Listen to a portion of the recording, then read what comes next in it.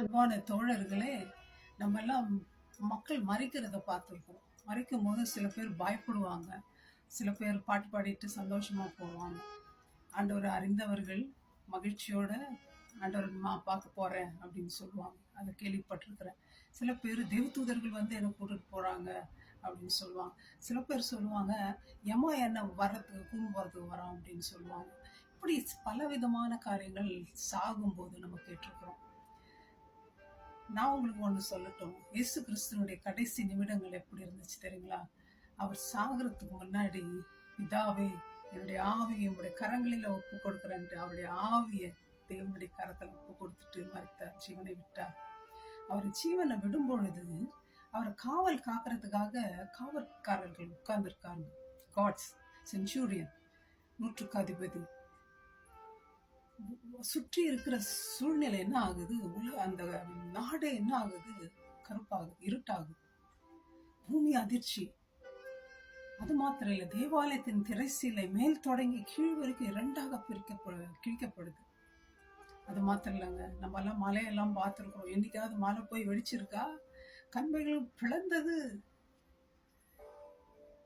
அது மாத்திரம் இல்ல, பிரேத கல்லறைகள் ஓப்பன் ஆச்சு தானா.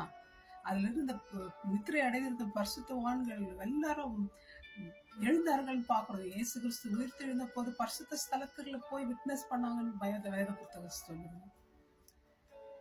இதெல்லாம் பார்க்கும்போது இயேசுநாதர் உலகத்துல இருந்து அநேக அற்புதங்களை செய்யும் போது இவர் இயேசுநாதர் தேவனுடைய குமாரன் தான் ஒத்துக்காத அந்த நூற்றுக்கு அதிபதி காவல்காரர்கள்.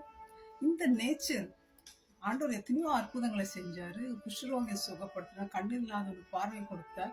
அது மாத்திரம் இல்லை, நடக்காதவனை நடக்க செஞ்சார். அநேக செத்தவன் உயிரோடு அப்பெல்லாம் அவனுக்கு உனக்கு இல்லை. இந்த நேச்சர் மாறும் பொழுது, நேச்சர் இயேசு மரணத்தை தகிக்க முடியாம அது அவைகள் கண்களை மூடும் பொழுது, வினோதமா அது செயல்படும் பொழுது, அப்ப உணர்றோம் இவர் உண்மையாகவே தேவனுடைய குமாரன். சகோதரி சகோதரி ஃப்ரெண்ட்ஸ், இயேசு யாருன்னு உங்களுக்கு தெரியாதுங்க. ஆனா உண்மையாகவே அவர் தேவனுடைய குமாரன். நீங்க எப்பேற்பட்ட சூழ்நிலை இருந்தாலும் சரி, எந்த வியாதி இருந்தாலும் சரி, என்ன டயக்னோசிஸ் கேன்சர் இருக்குன்னு சொன்னாலும் சரி, ஆனா ஆண்டவரால எல்லாவற்றையும் மாற்ற முடியும். விசுவாசிச்சு பாருங்க, ஜெபிச்சு பாருங்க, அவரோடு பேசி பாருங்க. ஏன் தேவாலயத்தின் திரைசில ரெண்டாக பிரிஞ்சிச்சு?